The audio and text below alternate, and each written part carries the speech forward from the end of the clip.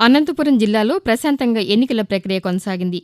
Vote హక్కు అవగాహన కార్యక్రమాలు సత్ఫలితంగా ఈ నెల 13వ తేదీన జరిగిన పోలింగ్లో దాదాపు 81% పోలింగ్ నమోదైంది.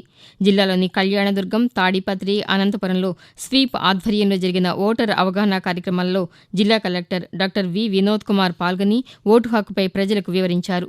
అనంతపురం జిల్లాలో ఒక పార్లమెంటు స్థానానికి 7 అసెంబ్లీ స్థానాలకు సార్వత్రిక ఎన్నికలు జరిగాయి. ముందుగా పోస్టల్ బ్యాలెట్, హోం ఓటింగ్, అత్యవసర సేవలు అందించే వారికి పోస్టల్ ఓటింగ్ జరిగింది. 13వ తేదీ పోలింగ్ రోజున 2236 పోలింగ్ కేంద్రాల్లో ఉదయం 7 గంటలకు పోలింగ్ ప్రారంభమవగా పెద్ద ఎత్తున ఓటర్లు వారి ఓటు హక్కును వినియోగించుకున్నారు. సార్వత్రిక ఎన్నికల్లో అనంతపురం నియోజకవర్గంలో 65%, రాయదుర్గం నియోజకవర్గంలో 85%, ఉరవకొండ నియోజకవర్గంలో 85%, గుంతకల్లు 75%, తాడిపత్రి నియోజకవర్గంలో 83%, సింగనమల నియోజకవర్గంలో 82%, కళ్యాణదుర్గం నియోజకవర్గంలో 85%, రాప్తాడు నియోజకవర్గంలో 85% పోలింగ్ నమోదు కాగా మొత్తం జిల్లా వ్యాప్తంగా 81% పోలింగ్ నమోదైంది. సుమారు 2472 మంది పోలింగ్ అధికారులు, 2552 మంది సహాయక పోలింగ్ అధికారులు, 2236 బూత్ లెవెల్ ఆఫీసర్లు ఎన్నికల పోలింగ్లో పాల్గొన్నారు. దాదాపు 4000 మంది పోలీస్ సిబ్బంది బందోబస్తు నిర్వహించారు. ఎన్నికల కౌంటింగ్ ప్రక్రియ ప్రశాంతంగా జరగడానికి అన్ని చర్యలు తీసుకుంటున్నామని అనంతపురం జిల్లా ఎస్పీ గౌతమి శాలి తెలిపారు. ఈ నెల 19వ తేదీన ఆదివారం మధ్యాహ్నం తొలుత జిల్లా పోలీసు కార్యాలయంలో ఆమె ఎస్పీగా బాధ్యతలను స్వీకరించిన అనంతరం పాత్రికేయులతో మాట్లాడుతూ జిల్లాలో ఈవీఎం, వీవీప్యాడ్లను భద్రపరిచిన స్ట్రాంగ్ రూముల వద్ద 3 అంచెల భద్రతను ఏర్పాటు చేశామని, జిల్లాలో సమస్యాత్మక ప్రాంతాలను గుర్తించి భద్రతా ఏర్పాట్లు చేస్తున్నామన్నారు. జిల్లా వ్యాప్తంగా 144 సెక్షన్ అమల్లో ఉందని పేర్కొన్నారు. అనంతపురం జిల్లాలో ఎక్కడైనా అక్రమ ఇసుక తవ్వకాలు జరిగితే ఫిర్యాదు చేయవచ్చని జిల్లా కలెక్టర్ డాక్టర్ వినోద్ కుమార్ పేర్కొన్నారు. ఈ నెల 20వ తేదీన బుక్కరాయ సముద్రం మండలంలోని కొర్రపాడు వద్దనున్న ఇసుక డిపోని జిల్లా కలెక్టర్ తనిఖీ చేశారు. ఈ సందర్భంగా జిల్లా కలెక్టర్ మాట్లాడుతూ ఎలాంటి ఇబ్బందులు లేకుండా సజావుగా ఇసుక సరఫరా చేసేలా చూస్తున్నామన్నారు. ఇసుక అక్రమ త్రవ్వకాలపై చర్యలు తీసుకోవడం జరుగుతుందన్నారు. ఫిర్యాదుల కోసం టోల్ ఫ్రీ నంబర్ కూడా ఏర్పాటు చేయాలని అధికారులను ఆదేశించారు.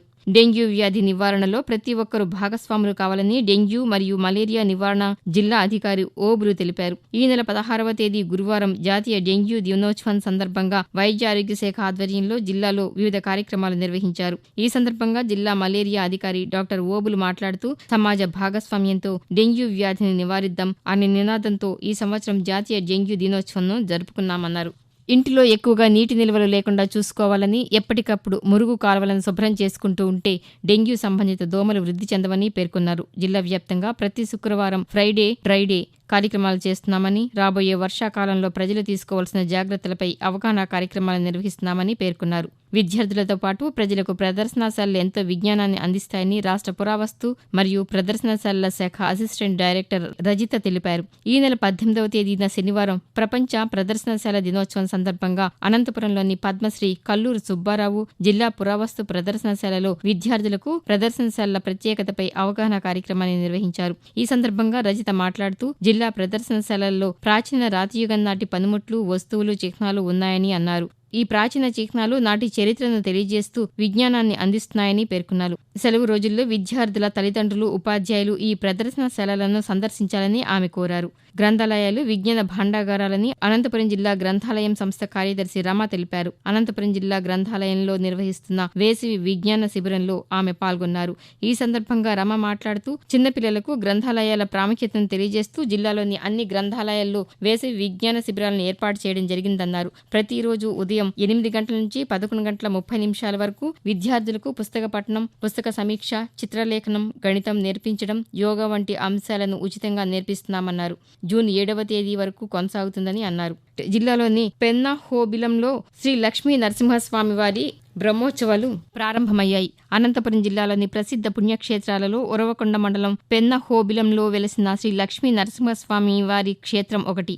బ్రహ్మోత్సవాల సందర్భంగా ముందుగా సంప్రదాయం ప్రకారం ఉరవకొండ మండలం అమిద్యాల గ్రామం నుండి ఉత్సవమూర్తులను పెన్నహోబిలం తీసుకొచ్చారు.